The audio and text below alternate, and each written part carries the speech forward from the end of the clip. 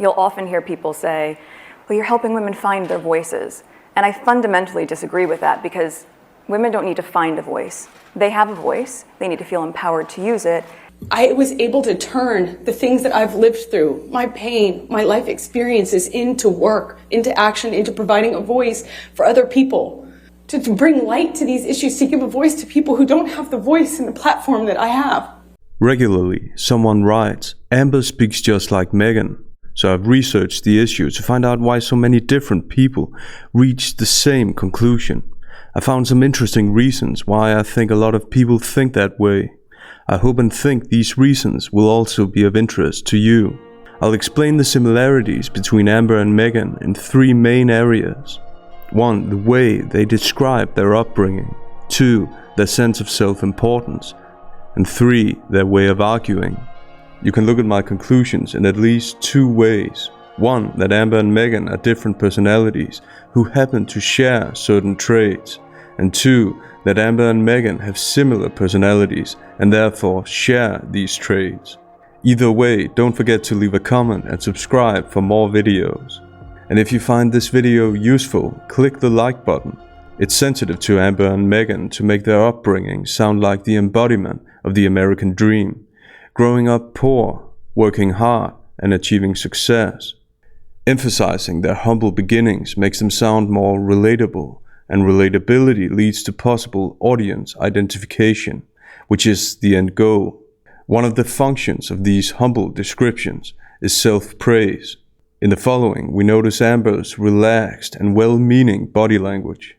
I worked any job that I could from the time I was really young. I grew up quite working class. I took any job that I could. I worked at my father's construction companies. I worked at a modeling agency. And next, the good person strategy. And what, if any, charitable work did you do when you were still young? It started off as a requirement for the school I went to, and then I liked it so much, I think, because it meant I wasn't at home. I really loved meeting people, so I worked at the soup kitchen every morning before school, during the school year. I worked at with deaf kids for a while, and I taught myself how to sign BASIC. However, when we compare her well-meaning behavior to the way she behaved in the 2016 deposition, it becomes clear that she's capable of changing very fast. I was trying to escape from a room.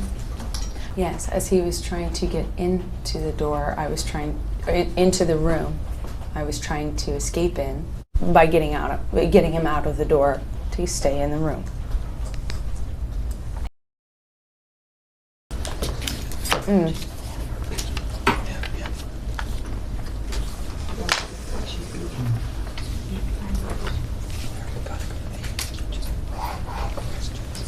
This could make people doubt the depth and sincerity of the emotions she expresses.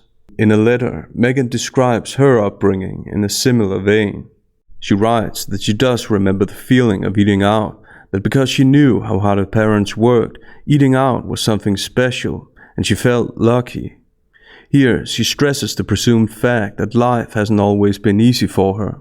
Also, another positive detail about her is revealed: gratitude, feeling lucky. She uses feel words, remembering the feeling and feeling lucky. An appeal to emotion is exactly the purpose of this letter. The positive details continue, but in an indirect fashion. She points to her work ethics and humility as she describes how she started working at the age of 13 and worked different jobs to cover odds and ends. I worked all my life, as she claims. Meghan continued with this self-description in this interview. I don't personally feel that way. I still see myself as the same that I've always been, right? I've always been a hard worker. I have always, the people that know me well, and some of them are here today, I've just always been the same. And so I think Melody's point is a really strong one in that the perception might be different, but if you are really grounded in who you are, in your ethics and your values, then I don't know, I show up in the same way that I always have. She says, but if you are really grounded in who you are, in your ethics and your values, and linguistically, you is general and your is general, but it's implied that she's talking about herself. In conclusion, there are similarities in how both Amber and Meghan mention their supposed merits. Amber and Meghan both express a strong sense of self-importance. They make personal experiences and opinions sound like they have general applications. They make what they've done sound like they did it for other people. This way, they overemphasize their good deeds. One of the ways they do this is by invoking the concept of voice. They both use this word, voice, excessively. Amber first. I was able to turn the things that I've lived through, my pain, my life experiences, into work, into action, into providing a voice for other people. I'm not a saint. I'm not trying to present myself as one, as you all know, but I selfishly found relief in being able to use what I've lived through to advocate for others, to bring light to these issues, to give a voice to people who don't have the voice and the platform that I have. What she says, as you all know, but I selfishly found relief in being able to use what I've lived through to advocate for others. She's engaging in humble brag, which is when a person uses a seemingly self-critical statement that's meant to draw attention to said person's impressive qualities or achievements. In language analysis, it's called unreliable self-criticism. It's unreliable because it's actually used to highlight a person's good deeds. And while I would not wish this situation on my worst enemy, if it gives a voice to someone who doesn't have it. This is the point where I think Amber takes a self-effacing strategy a bit too far. This trial is about defamatory comments she supposedly made. It's not about helping other people. Also, the idea that she's this self-effacing and caring is contradicted by her behavior on the tape recordings. I did start a physical fight. Yeah, you did. You did the right thing, the big thing. You know what? You're admirable. You're still being admirable, right? Just by running away. And you can sit here and call me names, but you get called a name, and what do? That's the last insult. You're a baby. In the following, we notice a lack of introspection, a lack of ability or willingness to recognize double standards. But I now, as I stand here today, can't have a career. I can't even have people associate with me because of the threats and the attacks that they have to endure. Objection, non-responsive. And I can't do my charity work. Sustain the objection. She's describing the exact consequences that her defamatory comments have had for Johnny for years, and she doesn't even see it. Or maybe she does, and she just doesn't care. But I'll give her the benefit of the doubt. Johnny's the one whose career has been put on hold, and now that she's affected, she's upset about it. Also, we finally hear the issue that's really on her mind, that she can't have a career. This realization minimizes her preceding speech about giving people a voice. Initially, when we turn to Meghan, the context of her words looks different. However, like Amber, Meghan's words appear in the context of trying to convince people of her merits, and convince people that she and Harry had to leave the royal family. First, let's look at how she uses the word voice when trying to convince an entire audience of what she hopes to achieve. The following interview is from the Royal Foundation Forum. At this point in time, Harry, William and Kate were still very close and had done a lot of charity work before Meghan's arrival to and short stay in the family. In order to compare Meghan's statements to Harry, William and Kate's, let's see a few brief excerpts from the trio. Duchess, we can definitely give you credit for coming up with the idea to work together on the campaign around mental health. How did that come about and why was that important for you? It's very generous of you to say it was an idea, but actually it was going back right to the beginning when we were looking at the different ways in which we could all work with the foundation. And I suppose I'd learnt through sort of meeting some of my patronages that there was sort of all these underlying causes across so many different sectors. Mental health just kept on flagging up every time. Did you expect it to be that successful? No. As an answer. It was organised on the back of a fag packet. Well, yeah. Good to know. It was. I think, as alluded to earlier, Catherine was the one who put the sort of joined the dots together for all of us. She was the one who came up with the idea and the concept, as it were, because Harry and I had never never thought about doing a campaign as such before. And when you tackle mental health, it was very difficult to know where to start. It's such a big issue and it's so entrenched in society in a negative way, sadly. As we hear, they're a close-knit team and they give specific answers. Also, Harry seems to be thriving. When we compare his behavior here and in the engagement interview to his much more serious demeanor in the Oprah interview and in his recent Today interview, his mood seems to have changed a lot. I'll return to this observation later. When we compare Meghan's answers to Harry, William and Kate's, it becomes clear that she has trouble saying anything specific. She clearly doesn't know how to answer the questions. The vague talk about voice is a go-to response. She starts with saying that she hasn't been in the UK for very long, which functions as an excuse for the evasive answer she's about to give. Meghan, you touched on it before. It's well known, you've championed the empowerment of women and young girls and promoting their self-worth. How do you hope to continue that work with the Royal Foundation? Yes, I mean, I think that knowing that I've just been here for 3 months, right?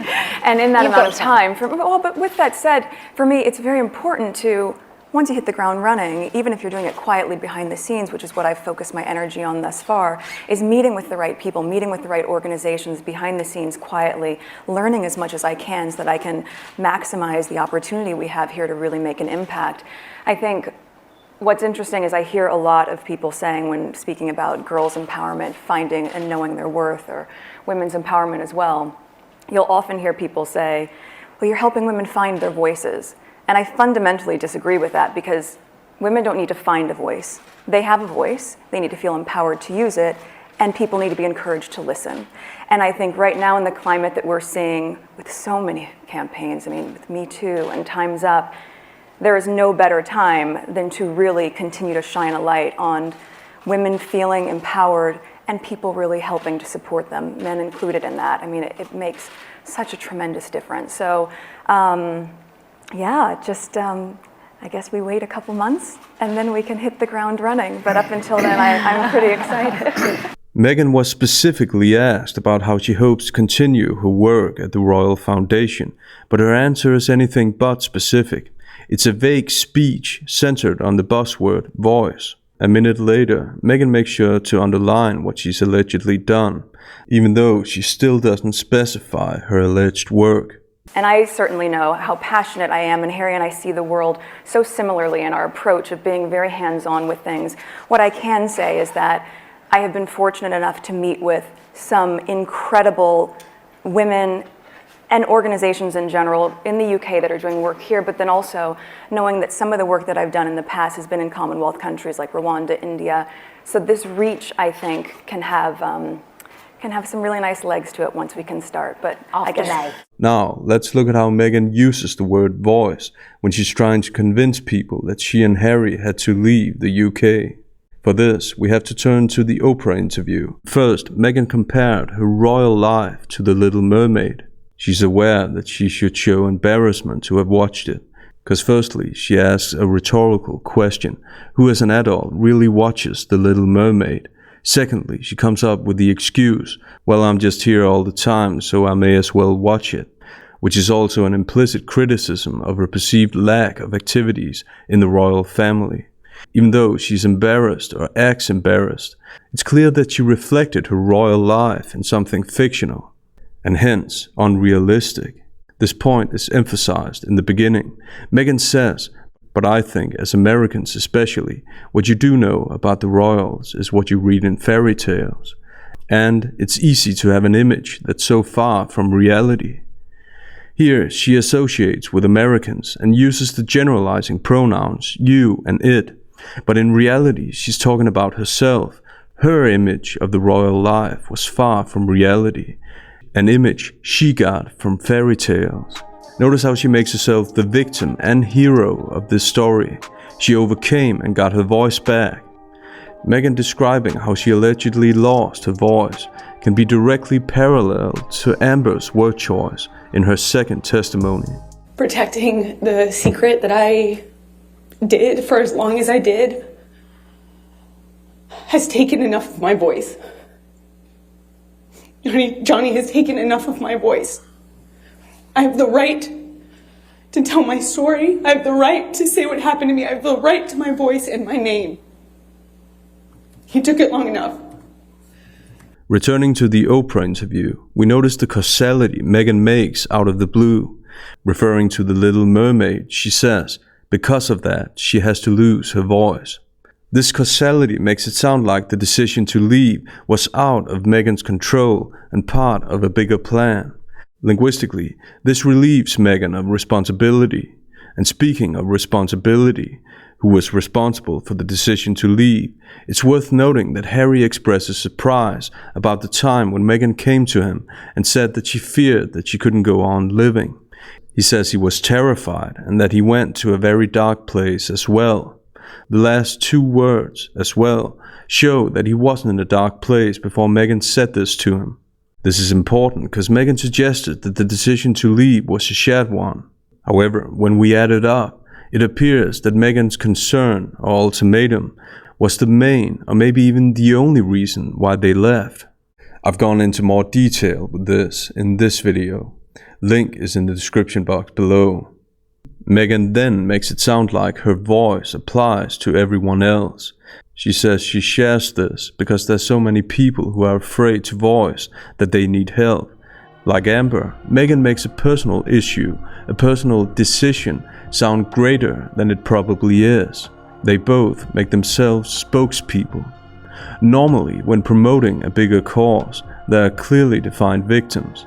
This isn't necessarily the case here. Nevertheless, they both place their own experiences in this empowerment discourse. This way, it's conceivable that some people find their reasoning far-fetched and hence contrived and/or unreliable. The word reasoning leads me to the third and final area I'll explore: how Amber and Meghan argue. On a specific level, the context of their arguments are different. On a general level, however, they're both trying to justify their positions, and it's in this regard that we're able to compare them. They both rely very much on emotion. We saw how Meghan used emotional arguments that got Harry to fear for her mental health. These emotional arguments eventually led to leaving the UK. Her emotions evidently outweighed any concern for obligations and family life in the UK, and she's used emotions to get the audience to feel sorry for her, how alone she felt in the family, even mentioning a dispute she had with William's wife, Kate. Another way Meghan shows emotions is in the following interview. She's interviewed by Andrew, who's over-careful. You used the word ambition just now. Oh, and, it's a trigger word. well, no, but it's a word that a lot of people have used to demonize women oftentimes. Yes. When the word ambition and women are put together, and you've been on the other end of that. He also praises her in a relatively cringy way. Oftentimes you walk in here and it's like you're bigger than life just walking in. Is that how you felt just now? Yes. No. I mean, the whole place lit up. Absolutely. That's why. Well, you know. Andrew's behavior provides a space where it's easy for Meghan to state her opinions without proving their validity. First, notice the sleight of hand connections Meghan makes. 61% of women would rather talk about the details of their own death than talk about money. And you look at that and go, how have we culturally allowed that to be the case? There's nothing wrong with talking about a woman's success or her ambition or her financial prowess. No one said anything about it being wrong to talk about success and ambition. Yet Meghan presupposes that this is the case. Presuppositions are powerful in that they imply shared agreement, what's right and wrong, good and bad, and so on. Presuppositions allow Meghan to go from saying what women would rather talk about to implying a shared agreement that it's a cultural issue that we have allowed to happen. She also says, And you look at that and go, she doesn't say I, but you. So now this is a shared observation and hence a shared responsibility, according to Meghan. Next, we see how she names the problems she sees. She doesn't define them. it's a really interesting one. You think, why is it culturally we are equipping girls and women to think that if you are ambitious, there's something negative about that, whereas if a boy is described that way, or if a man certainly is described as ambitious, that's an incredibly positive thing culturally, but I don't know how we end up changing that. Definitions provide at least one reason to predicate someone or something with a certain adjective. Even if the connection is invalid, at least we can examine their reasoning or lack thereof. Naming doesn't provide reasons, but presupposes a shared agreement. This opens the door to anecdotal evidence and circular reasoning. Meghan's naming the problem she sees. She repeats the buzzword culturally, followed by the collective pronoun we, but still we haven't heard any grounds to prove this alleged cultural problem. We haven't heard the grounds because she postulates, she doesn't form an argument. In the following, we should keep in mind that Amber was the one on trial, accused of defaming Johnny. This was her chance to show that the allegations were true. Instead, the events and emotional states she's describing sound exaggerated, and they clearly rely on dramatic effect. And notice how she's not describing illegal activity that's specific to her allegations. From the things she mentions, it doesn't follow that Johnny did what she claims he did to her, at all. The reason that he wouldn't leave the house, and he had something to go film that was important, and there were important people waiting for him. And I remember people were reaching out, his assistants, his manager sister, you know, everyone was wondering where he was. And I kept feeling embarrassed and unable to move this person out of my house. I couldn't calm him down. He has the window down, he's smoking. It wasn't all the way down, but you know, he's constantly smoking. And at some point he starts howling. He's howling like an animal. And everyone in the car, I'll never forget it, everyone just froze. No one did anything. You know, it was just this eerie moment where he's howling. I've gone into more detail with these clips. Links are in the description box below. Also, Amber's mood changes make the emotions she expresses seem contrived. Notice the change from when she's being questioned by her attorney to when she's being cross-examined, just a few minutes apart. And while I would not wish this situation on my worst enemy, if it gives a voice to someone who doesn't have it, I just want Johnny to leave me alone. I just want him to leave me alone. But your own witness, your former best friend, Rocky Pennington, she didn't corroborate that, did she? I'm not quite sure what part of that night she saw. There were a lot of people there. Again, I don't know what Rocky saw. There were a lot of people there that night. You testified that once you brought Mr. Depp back to your trailer, he trashed it, correct? That is correct. Suddenly, her memories don't make her sad. This is highly unreliable. In conclusion, both Amber and Meghan use tactics to get people to sympathize with them. 1. By inference, they claim to embody the American dream. 2.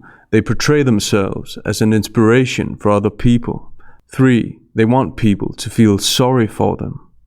Both Amber and Meghan aren't afraid of drama and confrontation. And when they speak from a place of emotion, they expect to be believed. Let me know what you think about these similarities in the comments below. And if you liked this video, you can help the channel by clicking the like button and subscribing. Have a nice day.